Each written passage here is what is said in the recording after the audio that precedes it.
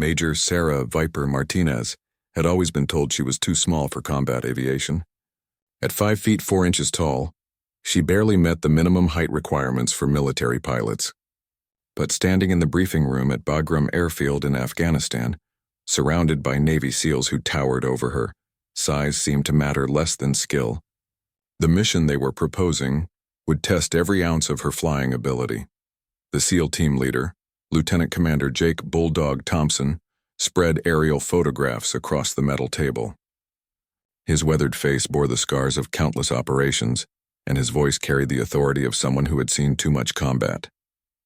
The images showed a narrow valley deep in Taliban territory, surrounded by jagged mountain peaks that stretched nearly 14,000 feet into the Afghan sky.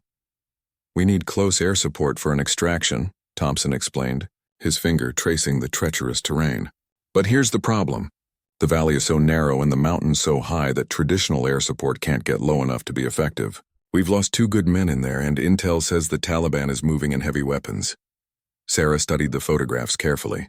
The valley looked like a knife cut through the mountains, barely wide enough for a helicopter to navigate safely. The target area sat at the bottom of this natural funnel, surrounded by steep walls of rock and ice. Any aircraft attempting to provide support would have to fly impossibly low, threading between mountain peaks while avoiding enemy fire from multiple directions. "What about helicopter gunships?" asked Captain Rodriguez, the base's operations officer. "Apache crews trained for mountain warfare." Thompson shook his head grimly. "We tried that yesterday. The downdrafts and crosswinds in that valley are unpredictable. The pilot barely made it out, and he couldn't get a clean shot at the targets. The rotor wash from hovering kicked up so much dust and debris that visibility dropped to 0. Sarah had been listening quietly, but now she leaned forward to examine the topographical maps more closely. The contour lines showed elevation changes that would challenge even the most experienced mountain pilots. The valley floor sat at 8,000 feet above sea level, while the surrounding peaks reached heights that would make breathing difficult for ground troops. "What about fixed-wing aircraft?" she asked. "F-16s or F-18s could deliver precision strikes." The SEAL commander's expression darkened. "Ma'am, with respect, those jets can't fly low enough to hit targets in that valley without crashing into the mountainsides. The minimum safe altitude for fast movers in that terrain is about 12,000 feet. From that height, they might as well be dropping bombs blind." Sarah nodded, understanding the tactical problem. High-altitude bombing runs would be ineffective and dangerous to friendly forces. The trapped SEALs needed precise, close-range fire support that could distinguish between friend and foe in a confined space. The mission required an aircraft that could fly low and slow while maintaining accuracy under the most challenging conditions imaginable. "What about the A-10? She suggested quietly. Several officers in the room exchanged glances. The A-10 Thunderbolt II, nicknamed the Warthog, was designed specifically for close air support missions. Its twin engines mounted high on the fuselage, armored cockpit, and legendary GAU-8 cannon made it nearly indestructible in combat situations. But even the mighty Warthog had limitations. Thompson studied Sarah's face carefully before responding. "Major, I've worked with A-10 pilots before. Good pilots. But what we're asking for isn't just low-level flight. We need someone to fly through that valley at less than 500 feet above ground level, navigate between mountain peaks, and deliver accurate fire while taking enemy ground fire from multiple positions." Sarah felt her pulse quicken. She had flown combat missions in Iraq and Afghanistan, but nothing quite like what Thompson was describing. The altitude restrictions alone would push her aircraft to its operational limits. Add in the mountain weather, enemy fire, and the need for pinpoint accuracy, and the mission became almost suicidal. "Ma'am," Thompson continued, his voice softening slightly, "I've seen A-10s work miracles in open terrain. But this valley is different. The mountain walls create wind shears that can flip an aircraft upside down in seconds. The air is thin enough that engine performance drops significantly. And if something goes wrong, there's nowhere to go. No room for error, no escape routes." The briefing room fell silent as everyone absorbed the implications. Sarah looked around at the faces of her fellow officers, reading the doubt in their expressions.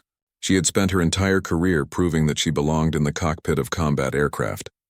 Every flight school instructor, every squadron commander, every mission briefing had started with the same unspoken question.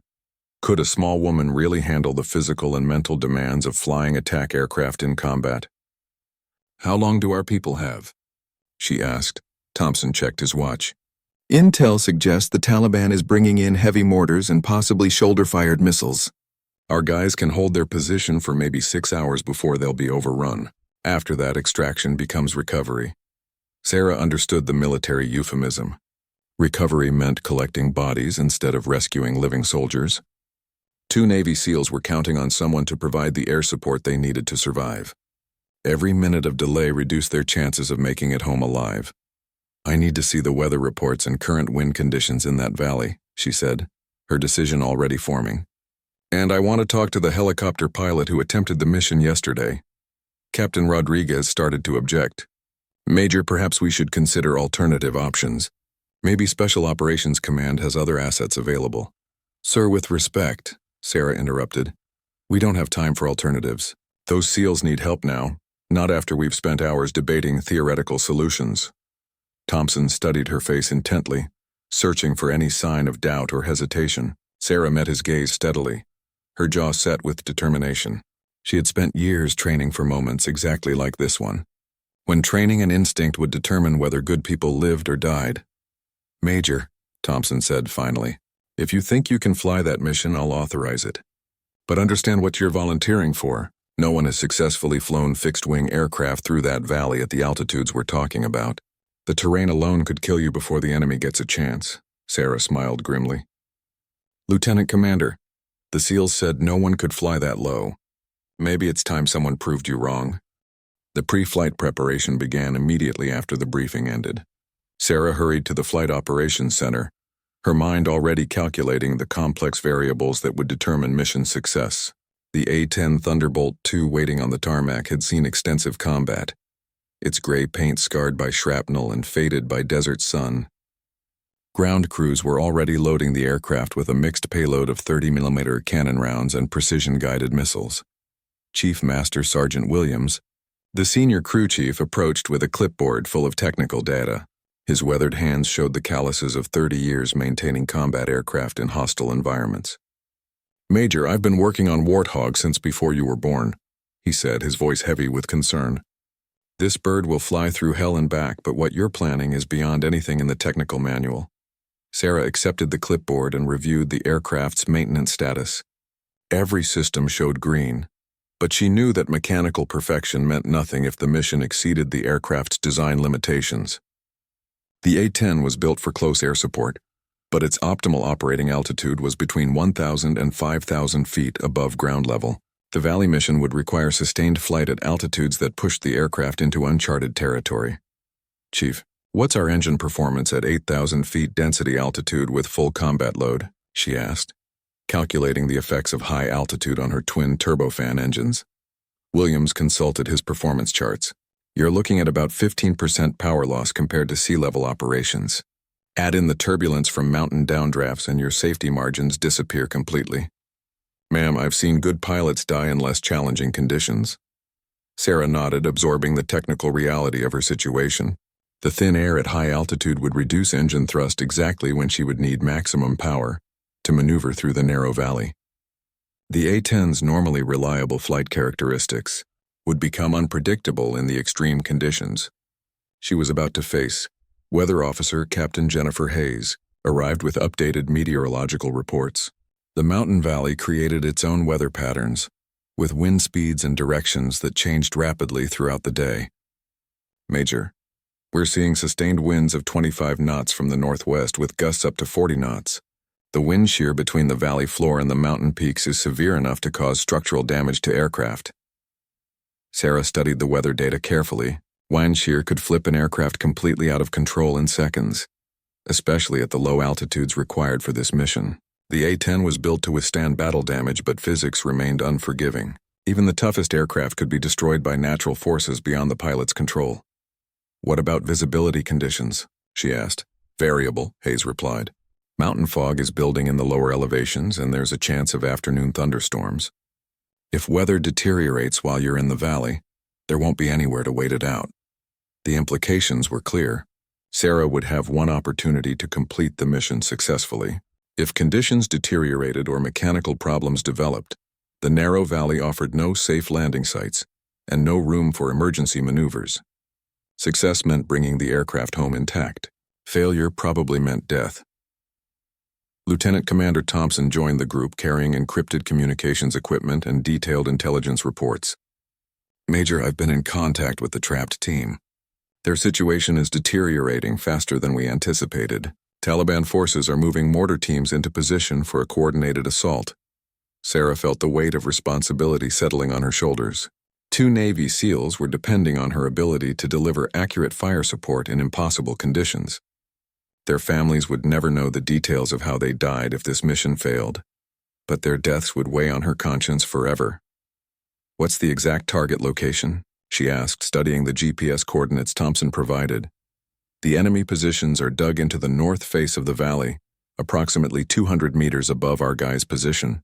You'll need to distinguish between friendly and hostile forces while flying through crossfire from multiple directions." Sarah plotted the target coordinates on her tactical map, visualizing the approach pattern that would give her the best chance of hitting enemy positions without endangering friendly forces. The geometry of the valley limited her options severely. She would need to fly a precise flight path that threaded between mountain peaks while maintaining visual contact with targets that were partially concealed by terrain. Master Sergeant Rodriguez, the weapons systems specialist, briefed her on the combat load configured for the mission. "Ma'am, we've loaded mixed ordnance to give you maximum flexibility. You've got 500 rounds of 30mm high explosive for the GAU-8 cannon, plus 4 AGM-65 Maverick missiles for precision strikes." The GAU-8 cannon was the A-10's primary weapon, a 7-barrel rotary cannon capable of destroying armored vehicles with depleted uranium rounds.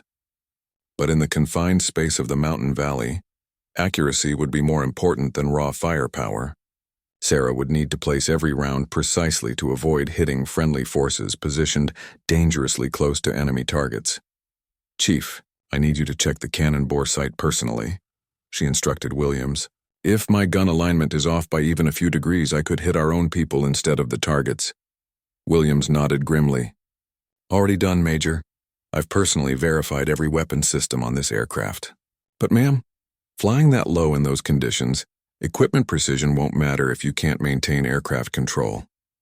Sarah spent the next hour studying every detail of the mission profile. She memorized GPS coordinates, reviewed emergency procedures, and calculated fuel consumption rates for various flight profiles. The margin for error was essentially zero. She would need to execute a perfect flight through terrain that had never been successfully navigated by fixed-wing aircraft. Captain Hayes returned with updated intelligence reports. "Major, satellite imagery shows increased enemy activity around the target area. They're bringing in additional weapons and possibly surface-to-air missiles." The situation continued deteriorating while Sarah completed her mission planning. Every minute of delay increased the danger to the trapped SEALs while reducing her own chances of survival. The Taliban forces knew that rescue aircraft would eventually attempt to reach the isolated team, and they were preparing accordingly. Sarah walked to her aircraft for the final pre-flight inspection. The A-10 sat on the tarmac like a predatory animal, its nose-mounted cannon giving it a menacing appearance that had earned respect from enemies and allies alike. She ran her hands along the armored titanium panels that protected the cockpit, knowing that this armor might be the only thing standing between her and enemy gunfire. "Ma'am," Chief Williams said quietly, "I know you're determined to fly this mission. But if conditions in that valley are worse than expected, don't hesitate to abort. Dead heroes don't save anybody." Sarah looked into the chief's worried eyes and nodded. "Chief, I appreciate your concern, but those SEALs are counting on me to deliver. I won't let them down." She climbed into the cockpit and began the complex startup sequence that would bring the A-10 systems online. Outside the aircraft, ground crews made final preparations while intelligence officers provided last-minute updates on enemy positions. Time was running out for the trapped Navy SEALs, and Sarah was their only hope for survival. Sarah strapped herself into the A-10's armored cockpit as the twin turbofan engines spooled up to idle power. The familiar vibration of the aircraft systems coming online provided some comfort, but she could feel her heart rate increasing as the reality of the mission settled in. Through the cockpit windows, she could see ground crews removing safety pins and making final equipment checks. The radio crackled with air traffic control clearance for immediate departure. Viper 17, you are cleared for takeoff. Wind is 270 at 15 knots, gusting to 25. Be advised, we're showing deteriorating weather conditions in your target area. Sarah acknowledged the clearance while running through her final cockpit checks. Every instrument showed normal readings, but she knew that normal conditions ended the moment she entered the mountain valley. The A-10's robust systems had been tested in countless combat situations, but never in the extreme environment she was about to face. Chief Williams appeared beside the cockpit for a final conversation. His expression showed the worry of someone who had seen too many good pilots die in aircraft that should have brought them home safely. Major, remember that this bird was built to take punishment and keep flying. Trust your training and trust the aircraft. Sarah nodded, appreciating the chief's attempt to boost her confidence. But they both knew that pilot skill and aircraft capability had limits. Physics didn't care about training or determination when an aircraft exceeded its design parameters. The mountain valley represented a challenge that pushed both pilot and machine beyond anything they had encountered before. The control tower issued final departure instructions as Sarah advanced the throttles to takeoff power. The A-10 accelerated down the runway with its characteristic slow, steady acceleration. Unlike sleek fighter jets that leaped into the air, the Warthog climbed deliberately, its twin engines providing reliable thrust rather than spectacular performance. As the aircraft lifted off the runway, Sarah felt the familiar sensation of leaving the Earth behind. But instead of the usual excitement of flight, she experienced a growing awareness of the challenge ahead. The mountain peaks were already visible in the distance, their snow-covered summits disappearing into low-hanging clouds that would complicate navigation. Air traffic control provided vectors toward the target area, while Sarah climbed to cruise altitude. Viper 17, contact Overlord on frequency 254.75 for mission coordination. Be advised, Overlord reports heavy enemy activity in your target area. Sarah switched radio frequencies to contact the airborne command and control aircraft that would coordinate her attack. The voice that answered belonged to an experienced air battle manager who had orchestrated countless close air support missions. Viper 17, Overlord. We have you on radar. Proceed direct to Checkpoint Alpha and contact ground team on frequency 287.0. The flight to the mountain valley took 25 minutes, during which Sarah reviewed her attack plan repeatedly. The GPS coordinates burned into her memory represented the difference between mission success and catastrophic failure. She would have one opportunity to deliver accurate fire support before enemy forces adjusted to her presence. As the mountain range came into view, Sarah was struck by the overwhelming scale of the terrain. The peaks stretched endlessly in every direction, their jagged surfaces creating a landscape that seemed designed to destroy aircraft. The target valley appeared as a thin shadow between towering ridges, barely visible from her current altitude of 15,000 feet. Overlord, Viper 17, has visual contact with target area, beginning descent to attack altitude. The radio response carried a note of concern. Viper 17, be advised that 2 previous aircraft have aborted missions in that valley due to severe turbulence and wind shear. Recommend extreme caution during descent. Sarah acknowledged the warning while beginning a careful descent toward the valley entrance. As the A-10 dropped below 12,000 feet, she encountered the first signs of the atmospheric conditions that made this mission so dangerous. The aircraft began experiencing moderate turbulence that grew steadily worse as she approached the mountain peaks. At 10,000 feet, the turbulence became severe enough to make instrument reading difficult. The A-10 bounced and shook as it encountered downdrafts and crosswinds created by the mountain terrain. Sarah tightened her grip on the flight controls, fighting to maintain stable flight as the aircraft was pushed around by invisible atmospheric forces. The valley entrance appeared ahead as a narrow gap between vertical rock walls. From her current altitude, it looked impossibly small and forbidding. Sarah double-checked her GPS navigation to ensure she was approaching the correct valley. The wrong turn at this altitude could lead her into a dead-end canyon with no room to turn around.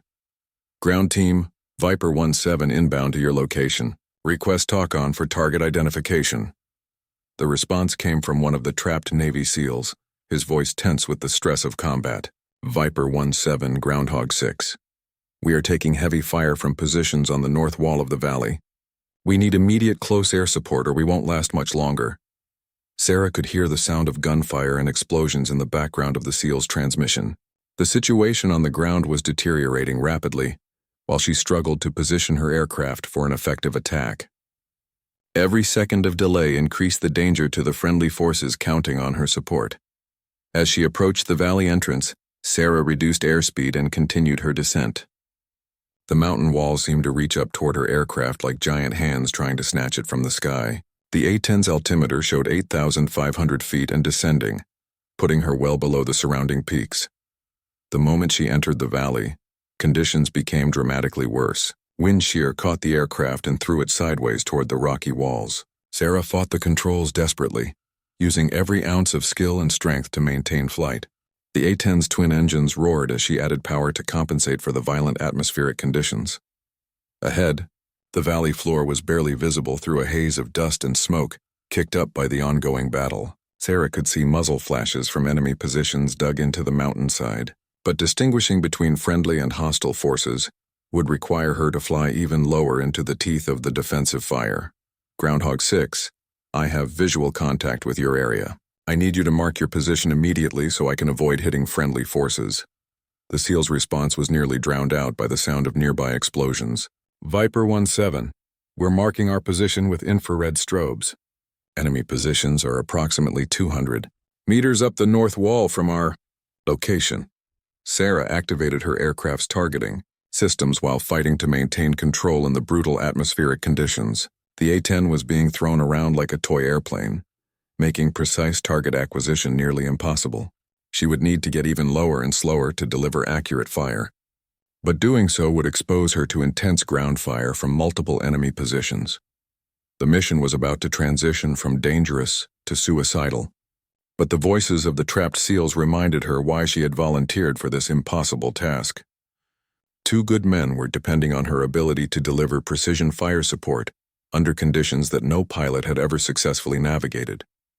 Sarah pushed the A-10 deeper into the valley, descending to an altitude that no fixed-wing aircraft had ever attempted in this terrain. At 600 feet above the valley floor, the mountain walls towered above her on both sides, creating a corridor so narrow that her wingtips seemed dangerously close to the rocky surfaces. The aircraft bucked and rolled as updrafts and downdrafts threw it around like debris in a windstorm. Through her targeting systems, she could finally see the infrared strobes that marked the SEAL team's position. Two tiny points of light blinked steadily from behind a cluster of boulders on the valley floor. Above them, muzzle flashes sparkled along the north wall where Taliban fighters had established defensive positions in natural rock formations. Groundhog 6, I have visual on your strobes. I'm going to make my attack run from east to west to avoid overflying your position. Keep your heads down. The SEAL's response was terse. Roger, Viper 17. We're taking heavy casualties. Whatever you're going to do it fast. Sarah could hear the desperation in the ground team leader's voice.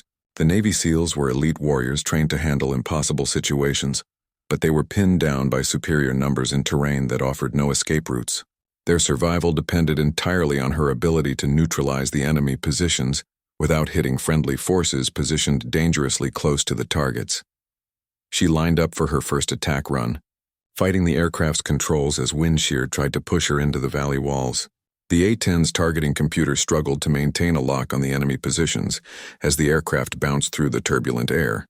Sarah had trained for close air support missions throughout her career, but nothing had prepared her for trying to deliver precision fire while flying through a natural wind tunnel.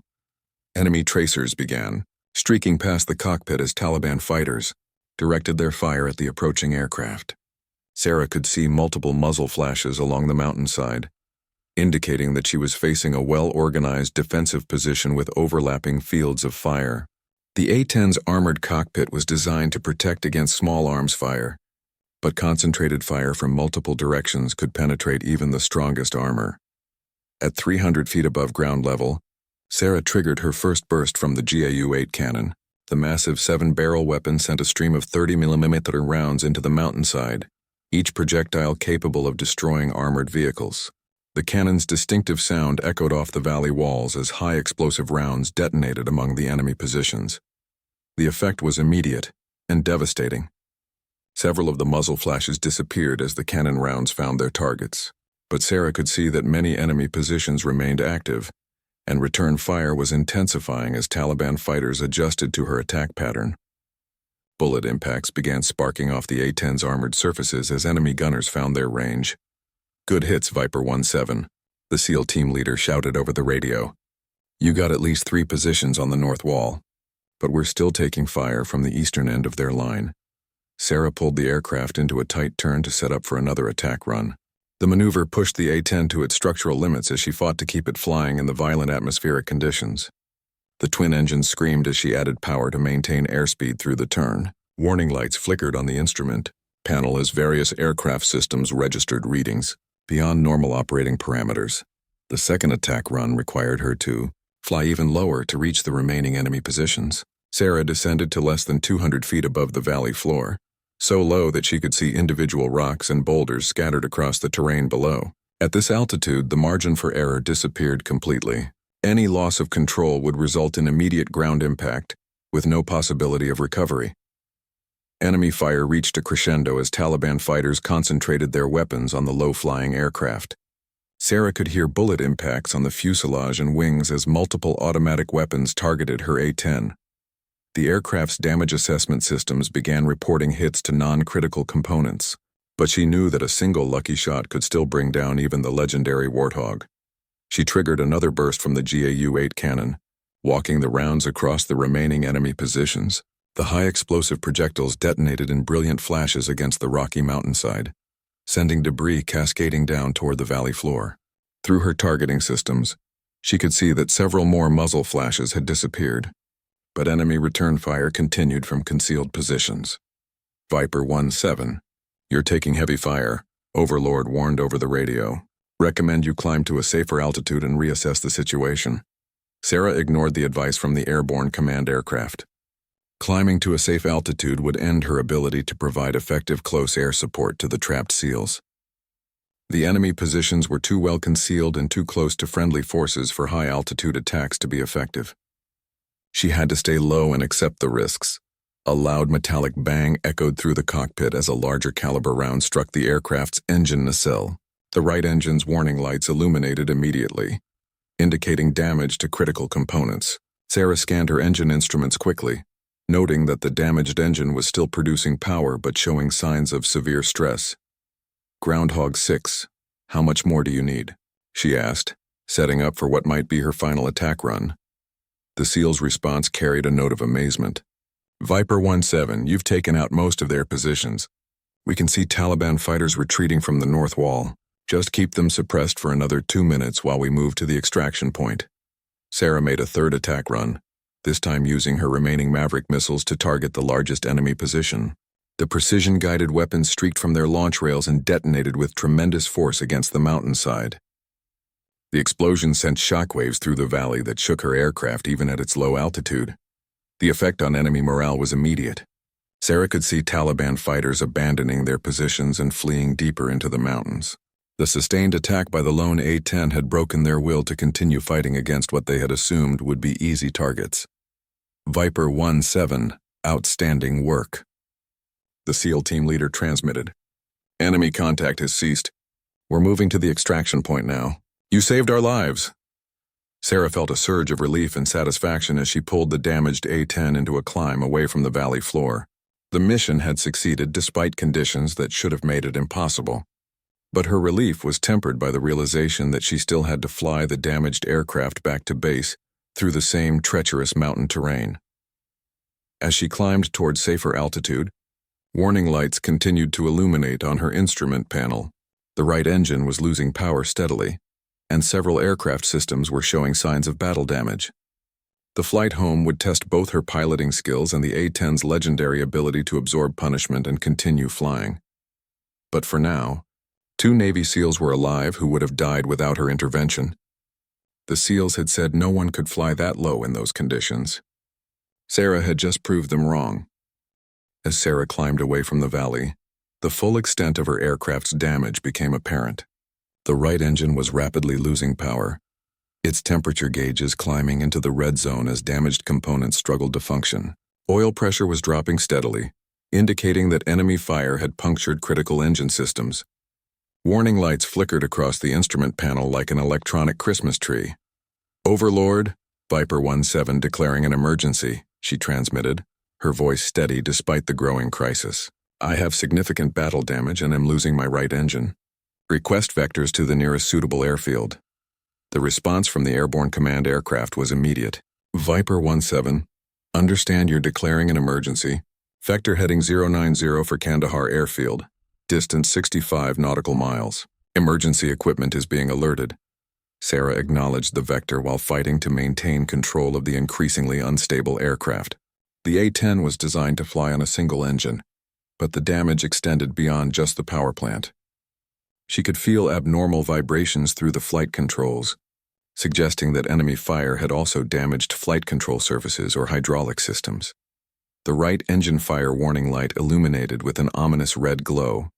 Sarah immediately executed the emergency engine shutdown procedures, pulling the fire handle and activating the engine's fire suppression system. The cockpit filled with the acrid smell of electrical systems overloading as damaged components failed throughout the aircraft. With only one engine providing thrust, the A-10's performance degraded dramatically. Sarah found herself in a constant struggle to maintain altitude as the aircraft wanted to settle toward the mountainous terrain below. The remaining engine was working at maximum power, but it couldn't compensate for the loss of half her thrust while carrying the dead weight of the damaged engine. Overlord, I'm having difficulty maintaining altitude on single engine. I need the most direct route to a suitable airfield, and I need it now. The air battle manager's voice carried new urgency. Viper 17, be advised that Kandahar is experiencing a dust storm with visibility near zero. We're checking alternate airfields for you. Sarah felt her heart sink. Landing in a dust storm with a heavily damaged aircraft would be nearly impossible. The A-10's landing approach required precise control inputs that would be difficult to achieve with compromised flight controls and reduced visibility. She needed to find an alternative quickly before her situation deteriorated further. Additional warning lights began illuminating as secondary systems failed throughout the aircraft. The hydraulic pressure gauges showed declining pressure in both primary and backup systems. Without hydraulic power, the flight controls would become increasingly difficult to operate, eventually requiring more physical strength than any pilot possessed. Overlord, I'm also losing hydraulic pressure. How far to the nearest emergency landing strip? Viper 17. There's a forward operating base 30 miles northeast of your position. They have a prepared runway, but it's only 3,000 feet long with no emergency equipment. Sarah quickly calculated her options. A 3,000-foot runway was short for an A-10 under normal conditions, and would be extremely challenging with battle damage and single-engine operation. But attempting to reach a larger airfield with her aircraft continuing to deteriorate might be impossible. The decision was made for her when the remaining engine began showing signs of distress. Enemy fire had apparently damaged the fuel system, causing irregular fuel flow to the operating engine. Power fluctuations made the aircraft nearly uncontrollable as thrust varied unpredictably. Overlord, I'm declaring a full emergency. I need immediate vectors to that forward operating base. I don't think I can make it much farther. The air battle manager immediately provided navigation instructions while alerting emergency services at the small base. Viper 17 vector heading 045 for FOB Granite. They're clearing the runway and have medical personnel standing by. Sarah turned toward the emergency landing site while continuing to fight the damaged aircraft's increasingly erratic behavior. The hydraulic system failure was making the flight controls heavy and unresponsive. What should have been minor control inputs now required significant physical effort to achieve the desired aircraft response. Through the windscreen, she could see the small forward operating base in the distance. The runway looked impossibly short and narrow compared to the major air bases she was accustomed to using, but it represented her only chance of getting the crippled A-10 on the ground before complete system failure made controlled flight impossible. FOB Granite, Viper 17 inbound with emergency.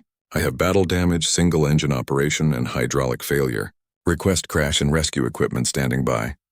The tower operator at the small base responded immediately. Viper 17 FOB Granite. Runway is clear. Winds light and variable. Emergency equipment is positioned and ready. You're cleared for straight-in approach to runway 07. Sarah began her approach to the short runway while dealing with multiple system failures. The aircraft wanted to pitch nose down, as the damaged flight controls responded sluggishly to her inputs. She had to use excessive back pressure on the stick to maintain proper approach attitude. and her arms were beginning to ache from the physical effort required. At 2 miles from the runway, the remaining engine began surging irregularly. Power output varied from near normal to barely adequate, making precise airspeed control nearly impossible. Sarah realized she would have only one chance to get the landing right. The damaged aircraft lacked the power to execute a go-around if her first approach was unsuccessful. Granite Tower, Viper 17 on final approach. Be advised I may not be able to go around if this approach doesn't work out. The tower controller's voice remained calm and professional. Viper 17, runway is yours. Emergency equipment is standing by on both sides of the touchdown zone. Sarah could see fire trucks and ambulances positioned along the runway as she descended toward the threshold. The sight of emergency personnel reminded her that, while she had successfully completed her mission, she still faced the challenge of getting herself and her aircraft safely on the ground. The A-10 crossed the runway threshold at slightly higher than normal approach speed, compensating for the reduced control authority caused by hydraulic system damage. Sarah pulled the throttle to idle and began the complex process of getting a battle-damaged aircraft stopped on a runway that was barely long enough under normal conditions. The main landing gear touched down firmly, and Sarah immediately deployed the speed brakes while applying maximum wheel braking. The aircraft decelerated rapidly, but the runway end was approaching faster than she would have liked.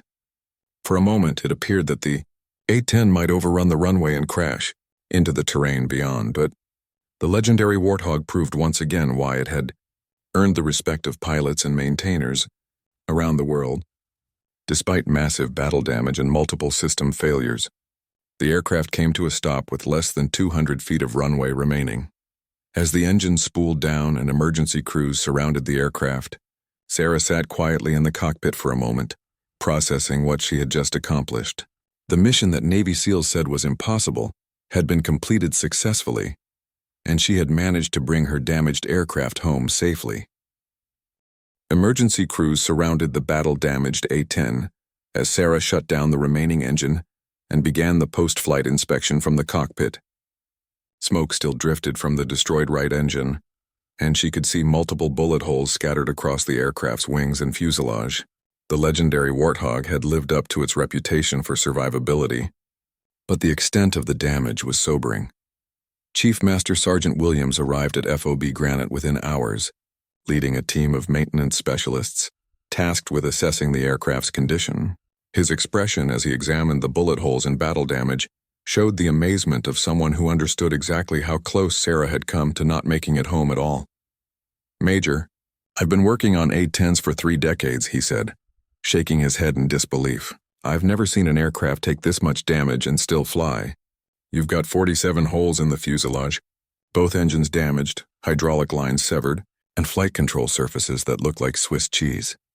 Sarah climbed down from the cockpit and joined the chief in examining her aircraft. The damage was even more extensive than she had realized during flight. Enemy gunners had scored multiple hits on critical systems, any one of which could have brought down a less robust aircraft. The A-10's reputation for survivability had been tested to its limits. Within 6 hours, Lieutenant Commander Thompson and his rescued SEAL team arrived at the forward operating base. The 2 SEALs who had been trapped in the valley looked tired but grateful as they approached Sarah on the flight line. Their faces showed the strain of combat, but their eyes reflected the appreciation of warriors who knew they owed their lives to someone else's courage. "Major," Thompson said, extending his hand, "I owe you an apology. When I said no one could fly that low in those conditions, I was wrong. What you did today was beyond anything I thought was possible." Petty Officer Jackson, one of the rescued SEALs, stepped forward with obvious emotion. "Ma'am, my wife is going to have our first baby next month. Because of what you did today, I'll be there to meet my daughter. I don't know how to thank you for that." Sarah felt the weight of the moment as she realized the full impact of her actions. The mission had been about more than proving technical capabilities or breaking aviation records. It had been about bringing 2 good men home to their families, ensuring that children would grow up with their fathers and wives wouldn't become widows. Word of the mission spread quickly through military channels. Within days, senior Air Force leadership was requesting detailed briefings on the flight profile and combat effectiveness demonstrated in the Mountain Valley. The mission challenged conventional wisdom about A-10 capabilities and opened new possibilities for close air support in extreme terrain. Colonel Martinez, The wing commander arrived for a personal debrief with Sarah. His questions focused on the specific techniques and procedures that had made the mission successful. The Air Force wanted to understand whether other pilots could be trained to execute similar missions under comparable conditions. Major, what you accomplished has strategic implications beyond a single rescue mission, Colonel Martinez explained. You've demonstrated capabilities that could change how we plan. Close air support operations in mountainous terrain. Worldwide, Sarah provided detailed, technical information about aircraft performance at extreme low altitudes, the effects of mountain weather on flight characteristics, and the precision required for close air support in confined spaces. Her experience would become the foundation for new training programs and tactical procedures. The formal recognition came 3 months later during a ceremony at Bagram Airfield. General Patricia Hayes, the theater air commander, presented Sarah with the Distinguished Flying Cross for extraordinary achievement while participating in aerial flight. The citation specifically mentioned her courage in executing a mission that other aviators had deemed impossible. Martinez demonstrated exceptional flying skill and courage under fire while executing a close air support mission in extreme terrain and weather conditions. General Hayes read from the citation. Her actions directly resulted in the successful rescue of 2 Navy SEALs and demonstrated the outstanding capabilities of American military aviators. Lieutenant Commander Thompson was present for the ceremony, along with the 2 SEALs whose lives Sarah had saved. Their presence added weight to the formal recognition, reminding everyone present that the mission had been about more than aviation achievements. It had been about the bonds between service members who risked their lives for each other. The ceremony also included Chief Master Sergeant Williams, who received recognition for his role in maintaining the aircraft that made the mission possible. His expertise in A-10 systems had ensured that Sarah's aircraft was capable of withstanding the punishment it received, while still bringing her home safely.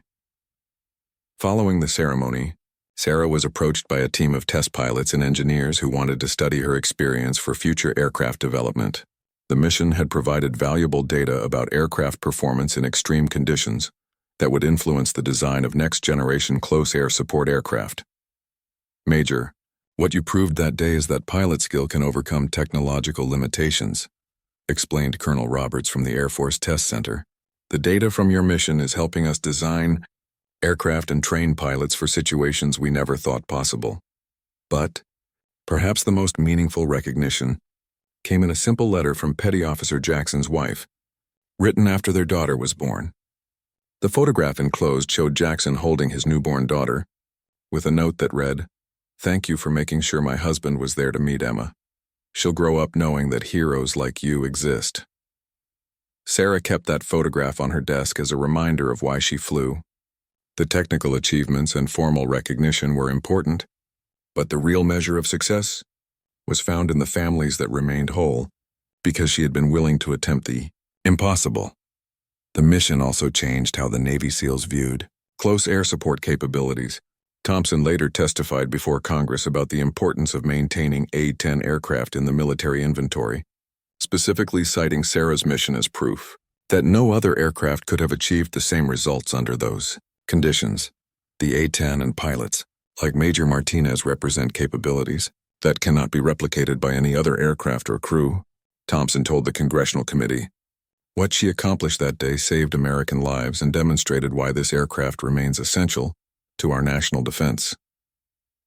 Years later, the mission became a case study taught at the Air Force Weapons School and other advanced tactical training programs. Student pilots studied Sarah's flight profile and decision-making process to understand how exceptional airmanship could overcome seemingly impossible challenges. The valley where Sarah proved the SEALs wrong became known among military aviators as Martinez, passing an unofficial designation that honored her achievement while serving as a reminder that courage and skill could triumph over conventional limitations. The name stuck, appearing on pilots' personal maps and in informal briefings throughout the theater. Sarah's story became part of A-10 community lore, passed down from experienced pilots to new aviators joining the ranks. It served as inspiration for pilots facing their own impossible missions, and as proof that the combination of exceptional aircraft and exceptional pilots could achieve what others deemed impossible. The SEALs had said no one could fly that low. Major Sarah Martinez had proved them wrong, and in doing so had saved lives, advanced aviation capabilities, and demonstrated the true meaning of service above self.